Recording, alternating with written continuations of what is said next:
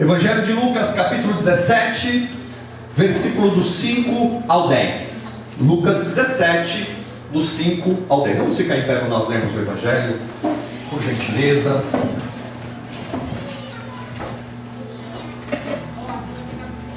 Os apóstolos disseram ao Senhor: aumenta a nossa fé. Ele respondeu: se vocês tiverem fé do tamanho de uma semente de mostarda, poderão dizer a esta amoreira: arranque-se e plante-se no mar, e ela lhe obedecerá. Qual de vocês, que tendo um servo que esteja arando ou cuidando das ovelhas, lhe dirá, quando ele chegar do campo: venha agora e sente-se para comer? Ao contrário, não dirá: prepare o meu jantar, apronte-se e sirva-me enquanto como e bebo, depois disso você pode comer e beber? Será que ele agradecerá ao servo por ter feito o que lhe foi ordenado? Assim também vocês, quando tiverem feito tudo o que lhes for ordenado, devem dizer: somos servos inúteis, apenas cumprimos o nosso dever. Amém? Glória a Deus. Podemos nos assentar, irmãos? Curve a sua cabeça, vamos conversar com Deus. Senhor, mais uma vez estamos aqui na capela da Comunidade Família. Estamos aqui, Senhor, para meditarmos sobre a Tua Palavra. Viemos aqui para Te louvar e Te adorar.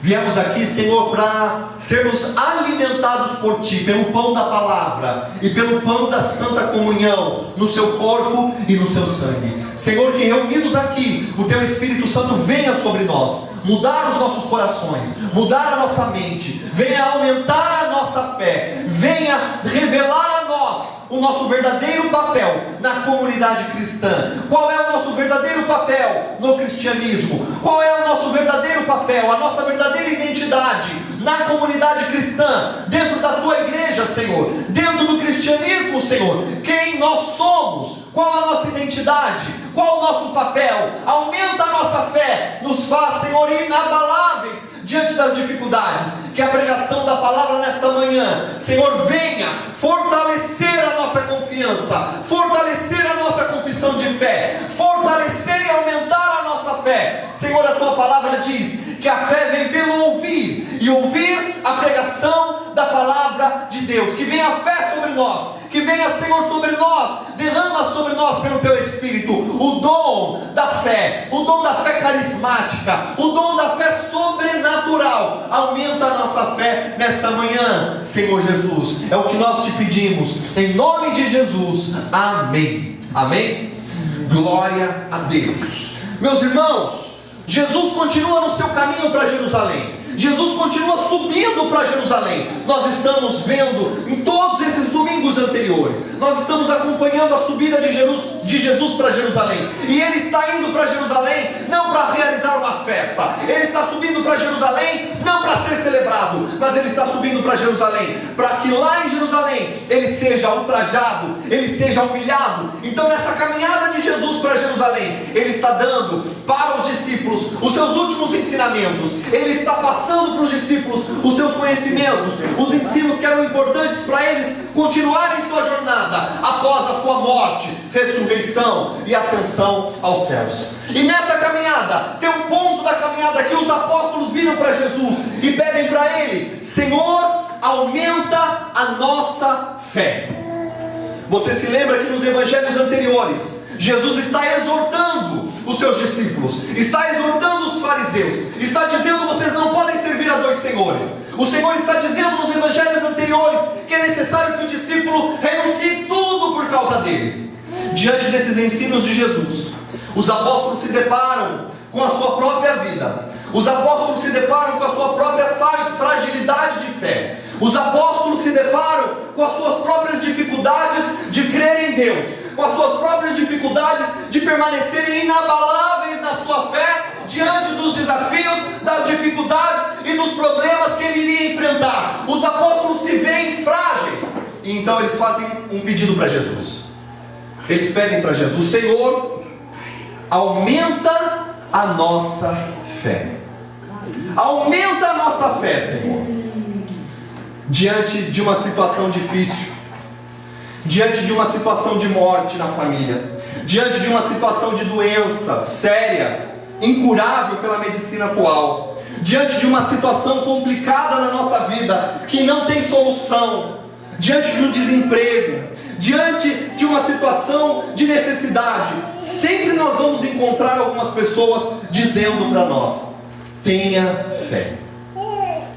Sempre alguém vai chegar nos dando um conselho sábio e dizendo para nós: tenha fé, tenha confiança, tenha fé que as coisas vão melhorar, tenha fé porque vai dar certo. Alguns nos dizem até, né? Tenha fé porque no final sempre dá certo. Tenha confiança porque Deus está no controle e no final sempre vai dar certo. E é necessário eu frisar que nós estamos vivendo num mundo hoje onde tudo é fácil. Nós estamos vivendo num mundo de facilidades e onde muitos estão usando Deus para que os livre dos problemas e das dificuldades. Nós estamos vivendo num tempo em que muitos estão querendo não ter um relacionamento com Deus. Nós estamos vivendo num mundo em que muitos, a maioria, querem apenas usar Deus. Eles não querem ser usados por Deus, mas eles querem usar Deus. E usar Deus para quê? Usar Deus para que os livre de todos os problemas e dificuldades. Eles querem usar Deus para que não sofram. Eles querem usar Deus para que nunca tenham problemas. Eles querem usar Deus para que nunca passem por dificuldade. E tudo fica por conta de Deus, que deve resolver os problemas, que deve fazer acontecer um milagre na sua vida. É um Deus que tem que fazer acontecer. Porque se Deus não fizer acontecer, eu abandono Deus. Porque se Deus não fizer, eu largo o ministério. Porque se Deus não realizar, eu o abandono. Eles usam Deus e acham que Deus precisa do homem para alguma coisa. Deixa eu te dar um recado, eu vou falar um pouquinho disso mais na frente na minha pregação. Deus não precisa de você. Nós não podemos cair nessa cilada de acharmos que nós somos super cristãos. Que se não for eu na obra de Deus, a obra de Deus não acontece. Que se não for eu na comunidade, a comunidade não acontece. Que se não for eu em realizar na igreja alguma coisa, Deus não vai fazer, as coisas não vão acontecer. E essa multidão que está querendo usar Deus para que os livre de todos os problemas e que tudo fica por conta de Deus. Olha só o que eu vou te explicar. Quantas pessoas que você conhece que são irresponsáveis no trabalho? Falta no trabalho, qualquer coisinha leva um atestado, chega atrasado no trabalho, não cumpre suas obrigações, é mal criado com seus líderes, chefes, gerentes, é totalmente irresponsável. Aí passa ali alguns meses e é mandado embora. O que ele faz? Ele quer então que Deus resolva o problema que ele mesmo criou. Ele quer agora usar Deus para Deus abrir uma porta que ele mesmo fechou. Meu querido, nós precisamos compreender que existe a lei da semeadura. Aquilo que você semeia é o que você vai colher. Aquilo que você planta é o que você vai colher. Não tem como você colher coisas diferentes do que você plantou. Não tem como você plantar irresponsabilidade no trabalho e agora querer clamar a Deus para resolver um problema que você mesmo gerou. Mude as tuas atitudes. Outra coisa, a pessoa não cuida da saúde, só come bobeira, não gosta de ir no médico. Quando vai no médico, questiona todos os diagnósticos do médico, não toma o remédio, depois fica doente. E daí vai fazer o quê? Vai correr para Deus resolver um problema. Quer que Deus faça a parte dele, mas ele não faz a parte que caberia a ele. Existe algo que Deus vai fazer, mas sabe algo que Deus não vai fazer? Aquilo que você pode fazer, Deus nunca vai fazer por você. Aquilo que é responsabilidade sua, Deus não vai realizar. Aquilo que você pode fazer com as tuas mãos, não espere de Deus o que é responsabilidade tua. Não jogue a responsabilidade que é sua nas mãos de Deus. Não é responsabilidade dele. Outro caso, esse acontece muito. A pessoa ganha R$1.000 e gasta 2.000 por mês. R$1.000 recebe todo mês, mas ela gasta 2.000. Cada mês ela está gastando 2.000. Aí ela estoura o cheque especial, aí ela estoura o cartão de crédito, aí ela pega empréstimo, estoura o empréstimo, aí ela se endivida e daí ela coloca a culpa em quem? não coloca a culpa no diabo, coloca a culpa em Deus. Não, pastor, sabe o que é o devorador? É o diabo. Meu querido, esse demônio tem um nome, é o seu nome. Irresponsabilidade é o nome desse demônio. Falta de caráter é o nome desse demônio.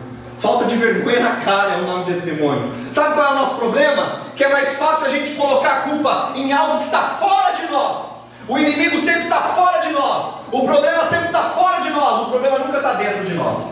A gente nunca olha que os maiores obstáculos entre o relacionamento meu e Deus e com o próximo não está fora, está dentro de mim. Outro exemplo. Levanta 2 horas da tarde todo dia. Manda currículo a cada 2 meses. E daí quer que Deus abra uma porta de emprego para ele. Como é que pode? Não espere que Deus faça o que é responsabilidade tua. Não espere que Deus realize aquilo que você pode realizar. Como que você quer arrumar um emprego se você levanta 2 horas da tarde, a cada 2 meses manda um currículo e está esperando um anjo bater na tua porta com um milagre?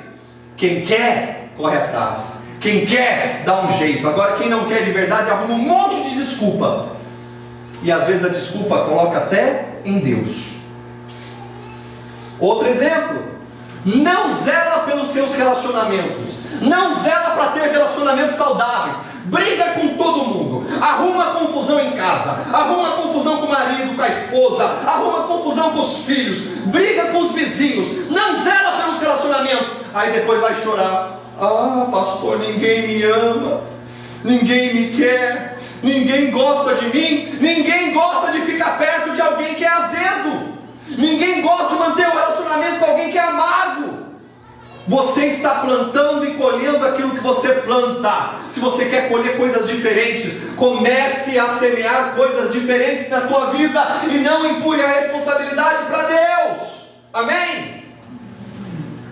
Amém? Amém. Mas pastor, nós não temos então que recorrer a Deus? Nós temos que recorrer a Deus sempre e nas dificuldades. É preciso clamar a Deus, aumenta a minha fé. Mas querido, esse aumentar a nossa fé quer dizer também, Senhor, amadureça a nossa fé. Nos dá uma fé mais madura. Nos dá uma melhor compreensão dos acontecimentos da nossa vida. Ter uma fé aumentada e uma fé madura significa que nós vamos ter uma ressignificação dos acontecimentos da nossa vida. Principalmente os acontecimentos que fogem do nosso controle por causa dos nossos limites. Quando os apóstolos pediram para Jesus, Senhor, aumentai a nossa fé, eles não estavam pedindo para Jesus. E aí há um problema de compreensão nossa. Os apóstolos não estavam pedindo para Jesus transformar eles em super-heróis, transformar eles em super-homens da fé. Mas eles estavam clamando, aumenta a nossa fé, sabe para quê? Não é para a gente ser inatingível, não é para a gente ser invencível, como algumas canções evangélicas hoje. É só vitória, é só vitória, é só vitória, é só vitória, é só vitória, é só vitória. Quantos já ouviram esse louvor aí? É só vitória. É assim a vida de um cristão? É assim que o evangelho fala que a vida de um cristão é só vitória? Não.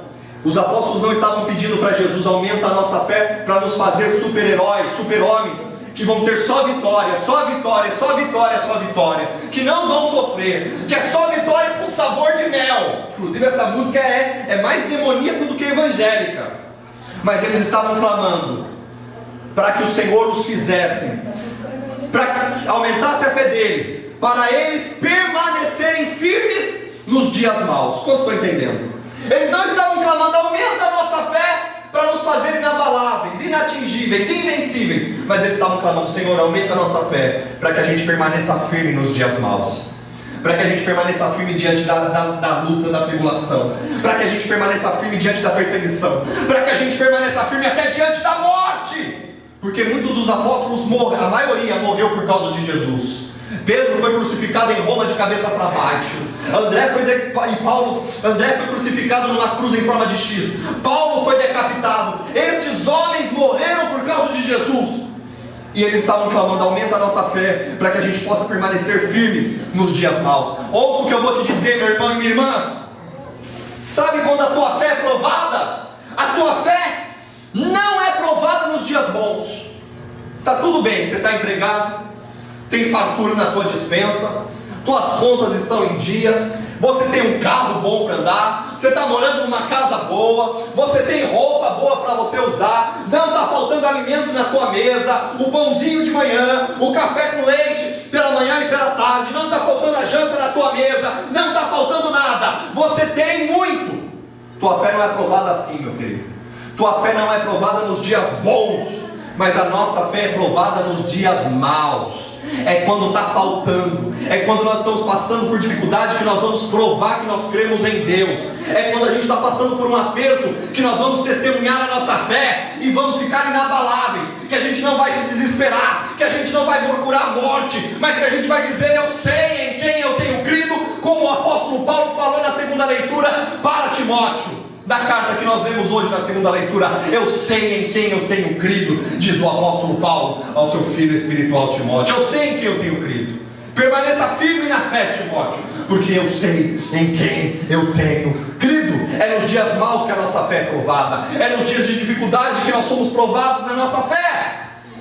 Escuta o que o apóstolo Paulo diz aos Filipenses, capítulo 4, versículo 12 e 13. Escuta: eu sei o que é passar necessidade. Veja se a vida do apóstolo Paulo foi só vitória, como as canções, muitas canções pentecostais cantam hoje. Veja se foi sabor de mel da vida dele. Eu sei o que é passar necessidade, eu sei o que é ter fartura, diz ele. Eu aprendi o segredo de viver contente em toda e qualquer situação, seja bem alimentado, seja com fome, tendo muito ou passando necessidade. E aí sabe o que ele vai dizer? Eu tudo posso naquele que me fortalece. E deixa eu aproveitar para te dizer algo. Sabe como que nasce uma heresia? Um texto fora do contexto só serve de pretexto para a heresia. Pode ver que a maioria dos pregadores hoje vão dizer o seguinte: vão falar só o versículo final: eu tudo posso naquele que me fortalece. Aí o crente sai da igreja achando que é super-herói, que ele é invencível, que ele é inatingível, que contra ele nada vai acontecer de mal, que vai ser só vitória na vida dele, porque o pregador só está falando o último versículo: tudo posso naquele que me fortalece. Então o crente acha que pode tudo, o crente acha que nada vai atingir ele, o crente acha que nunca vai ficar desempregado, o crente acha que nunca vai passar necessidade. Mas lê o anterior. Você quer aprender a Bíblia? Aprenda a ler o contexto. Não leia texto isolado, leia o contexto. Olha só o contexto. Eu sei o que é passar necessidade, diz Paulo. Eu sei. Você acha que a vida de Paulo foi só vitória?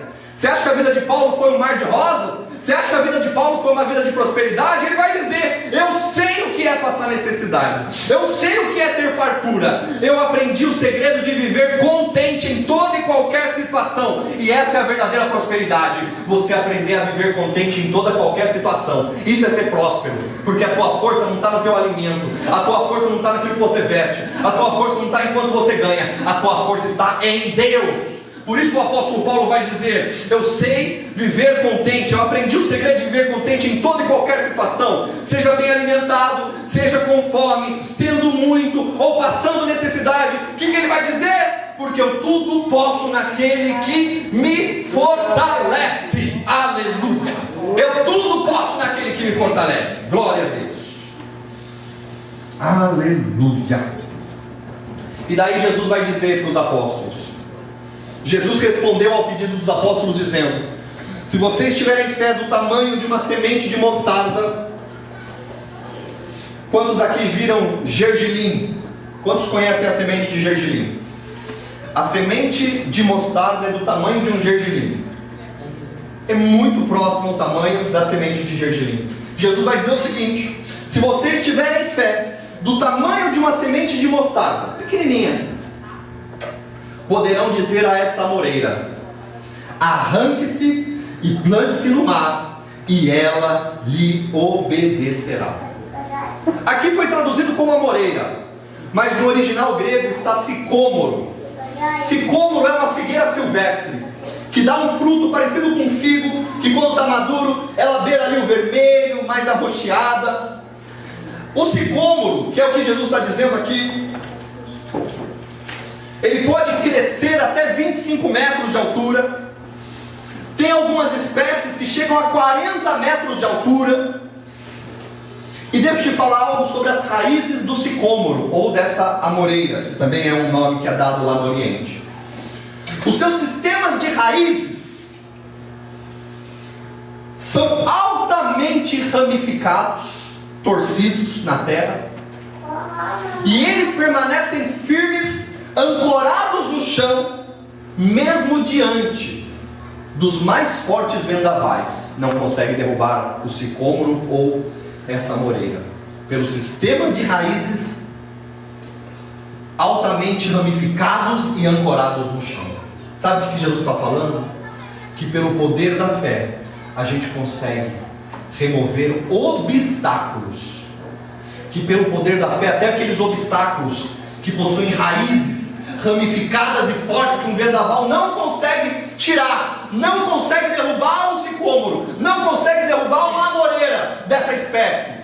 Ele diz: pela fé vocês podem remover esses obstáculos. Quais obstáculos que o Senhor estava falando? Os obstáculos que entram na nossa frente e querem criar um obstáculo, querem criar um impedimento entre o nosso relacionamento e Deus e o nosso relacionamento e o outro. E essa amoreira, ela não está fora de nós. Escuta o que eu vou dizer: essa amoreira está dentro de nós, essa amoreira está dentro do nosso coração, porque os obstáculos que nos impedem de ter um relacionamento com Deus não estão fora. Os obstáculos que nos impedem de ter um relacionamento com Deus estão dentro de nós, eles estão no nosso coração.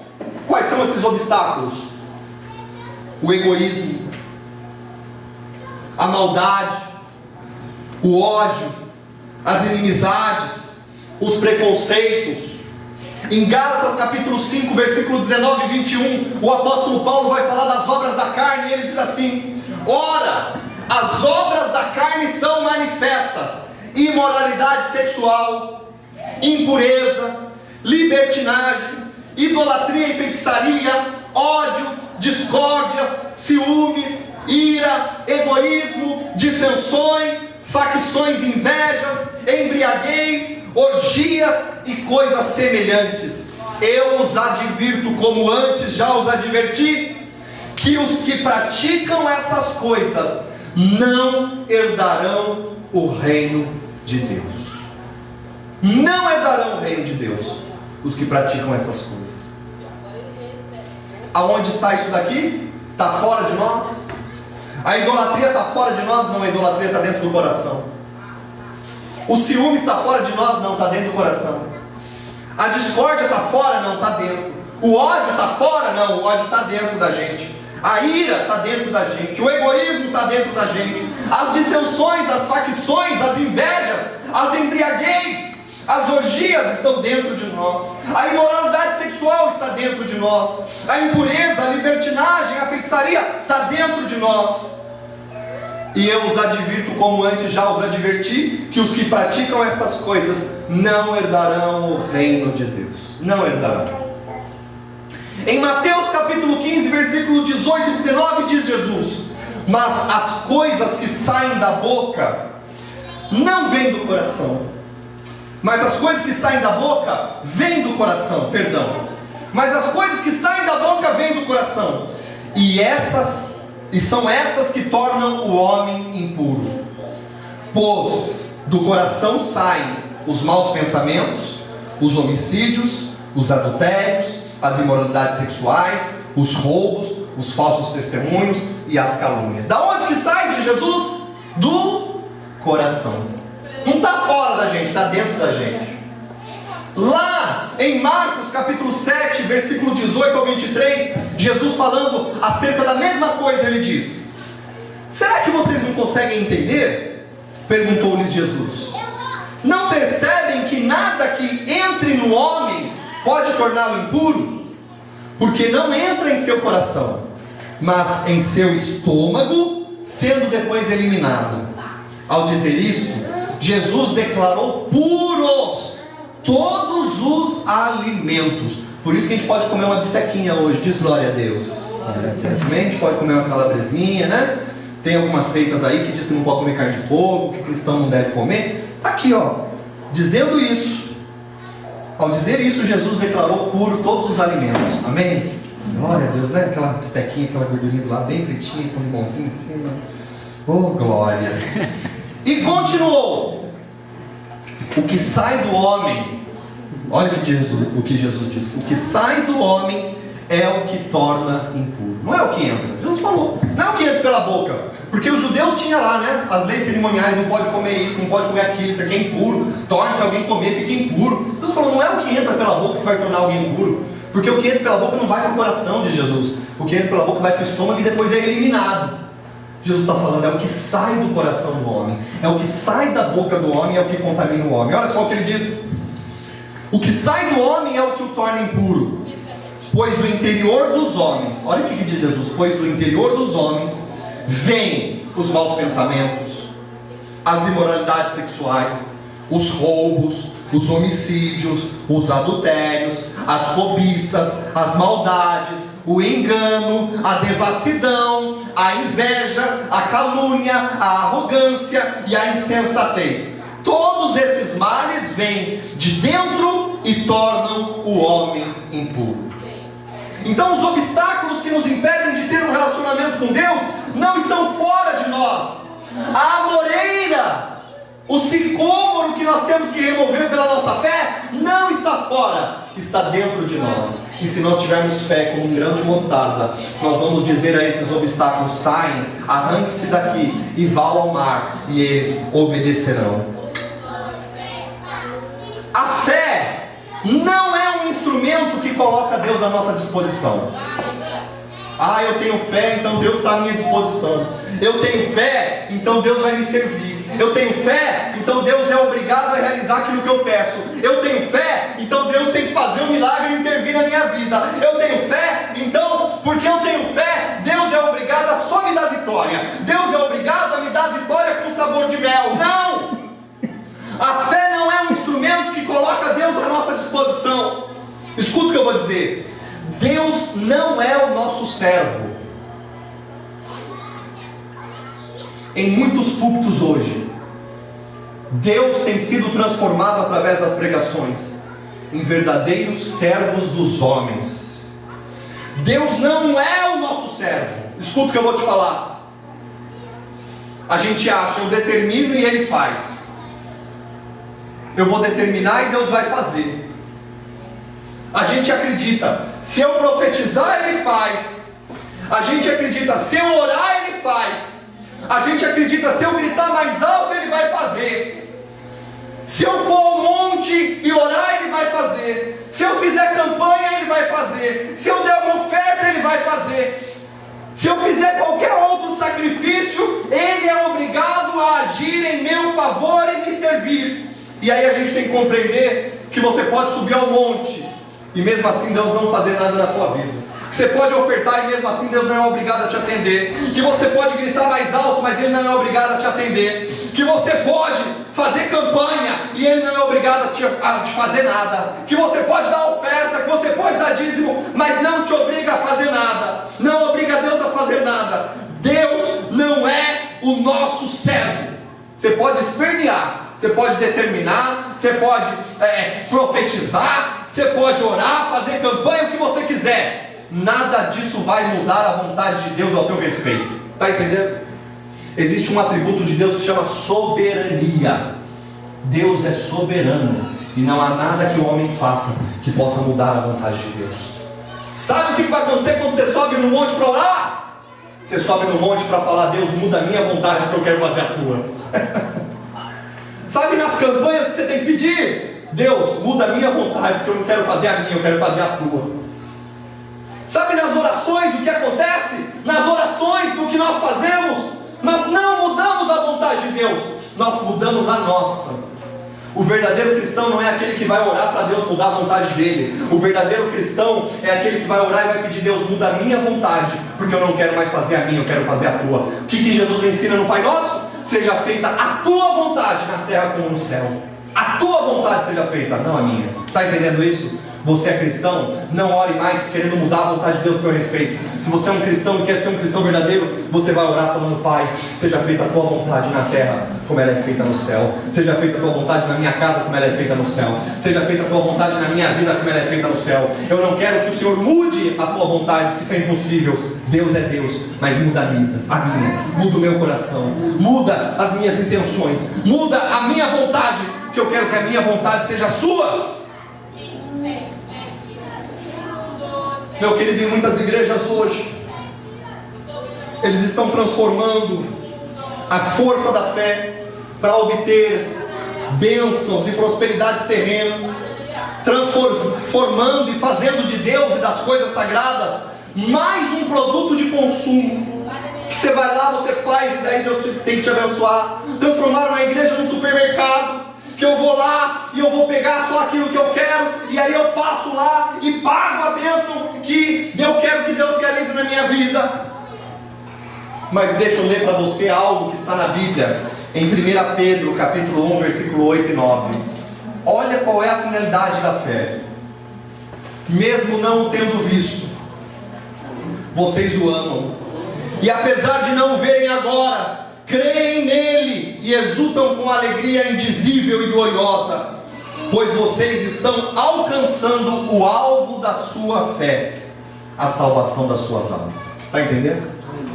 O alvo da sua fé não é uma bênção terrena. O alvo do aumentar a sua fé não é você ser invencível, inabalável. O alvo da sua fé é a salvação da tua alma. Você permanecer firme com Jesus no meio da alegria, mas no meio da tristeza. Você permanecer com a tua fé inabalável no meio da saúde, mas também no meio de uma doença incurável. Você permanecer firme com a tua fé em Jesus, tendo uma abundância, mas passando necessidade também.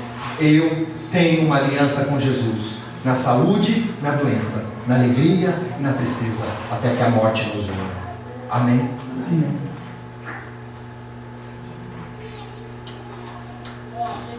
O Evangelho de hoje nos alerta para um outro perigo. E esse perigo é muito sério, que o Evangelho de hoje vem nos alertar. Escuta o que eu vou dizer. O Evangelho de hoje nos alerta contra o perigo de nós pensarmos que as nossas obras asseguram a nossa salvação, que nos faz merecedores, uma vez que Deus precisa de nós. E a gente começa a achar que Deus precisa, e a gente começa a achar que Deus precisa de nós, e a gente começa a pensar que Deus precisa de mim, e a gente começa a achar que Deus necessita de mim, e a gente começa a achar que Deus precisa, e que se não for eu, Deus não vai fazer, que se eu não fizer, nada vai acontecer. Deixa eu te falar algo muito sério, meu irmão. Deus não precisa de mim e Deus não precisa de você. Que isso, pastor? Em todo lugar que eu fui me ensinaram que Deus precisava da gente. Em todo lugar que eu fui me ensinaram que Deus era até como um mendigo que estava correndo atrás de gente para trabalhar para Ele, porque Ele precisava muito. Deus não precisa do homem.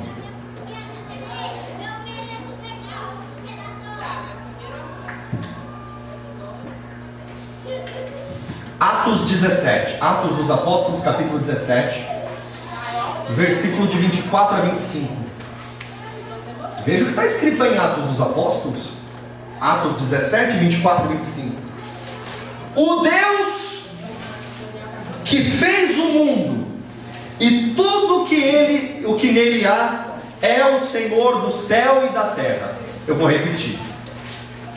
O Deus que fez o mundo e tudo o que nele há, é o Senhor do céu e da terra, e não habita em santuários feitos por mãos humanas. Não habita em templos feitos por mãos humanas. Veja o que diz o versículo 25. Ele não é servido por mãos de homens, como se necessitasse de algo, porque Ele mesmo dá a todos a vida, o fôlego e as demais coisas. Você está entendendo? Ele não é servido por mãos humanas. Ele não é servido por mão de homens. Então você acha que Deus precisa de você? Ele não precisa. Deus é autossuficiente. Ele já existia antes de você. A obra dele já acontecia no mundo antes de você nascer. Ele não é servido por mãos de homens, como se necessitasse de algo. Você acha que Deus precisa de algo? Ele não é servido por mão de homens, como se necessitasse de algo. Por quê de algo? Porque Ele mesmo dá a todos a vida, o fôlego e as demais coisas. E aí Jesus vai contar uma parábola dando um ensinamento para os discípulos. Versículo 7 do Evangelho de hoje. Qual de vocês, que tendo um servo que esteja arando ou cuidando das ovelhas, e deixa eu te explicar, servo aqui é escravo. Servo aqui é escravo, porque na época de Jesus havia escravidão, e as pessoas eram compradas como escravos, e se tornavam então uma propriedade do Senhor. E aí Jesus está falando de escravos, e Jesus pergunta: qual de vocês que tendo um servo, que tendo um escravo, que esteja arando, está mexendo na terra, preparando a terra, ou está cuidando das ovelhas, lhe dirá quando ele chegar do campo: vem agora e sente-se para comer? É assim que o Senhor faz com um escravo? Vem e você vai sentar aqui na mesa para comer. É assim que faz? Não. O que um senhor, um dono de escravo fazia? Ao contrário, não dirá: prepare o meu jantar, apronte-se e sirva enquanto eu como e bebo, e depois disso você pode comer e beber. Então vai, se apronte, se limpe, prepare o meu jantar, põe na mesa, me sirva, eu vou comer e vou beber, e depois que eu comer e beber, você pode vir comer e beber. E Jesus continua: e será que ele agradecerá ao servo por ter feito o que lhe foi ordenado? Você acha que o Senhor agradece um escravo pelo que lhe foi ordenado? Diz assim: muito obrigado pelo que você fez. É assim? Não é. Não havia agradecimento, porque era obrigação do escravo servir ao seu senhor. Assim também vocês, de Jesus, assim também vocês. Para quem que Jesus está falando? Para os discípulos, para os apóstolos. Jesus está dizendo isso para mim e para você. Assim também vocês, quando tiverem feito tudo o que lhes for ordenado, depois que vocês fizerem tudo o que lhes foi ordenado, vocês devem dizer: somos servos inúteis, apenas cumprimos o nosso dever. Somos servos inúteis, apenas cumprimos o nosso dever. Alguns irmãos, quando chegam aqui na comunidade, ficam espantados: pastor, mas você está construindo um muro ali? Você sabe fazer? Eu falei: não sei, tenho boa vontade, faço tudo errado, mas tem que fazer. Mas ficam espantados. Eu sou apenas um servo inútil, eu só tenho que fazer aquilo que me for ordenado. Só isso. Por isso que eu não acredito quando vão apresentar um pregador famoso, e daí chamam lá na frente: aqui eis um grande servo de Deus. Não existe grande servo. Se é grande, não é servo. O único grande de um servo é o seu Senhor. O único grande de um servo é o dono dele. Não existe grande servo de Deus. Todos nós somos servos inúteis. E deixa eu te falar algo muito importante. Existe uma doutrina reformada, da teologia reformada, que diz do sacerdócio de todos os santos. Sabe o que diz o sacerdócio de todos os santos? Que todos os santos, todos os cristãos são sacerdotes. Não existe mais uma classe privilegiada. Não existe mais a classe de pastores privilegiados, que são os grandes servos de Deus, que são aqueles a quem Deus ouve, o resto Deus não ouve. São uma classe espiritual do clero privilegiado. Não há. Agora, nós que somos cristãos reformados, que passamos pela reforma protestante, nós cremos que todos os cristãos são sacerdotes. Pare de idolatrar pastor.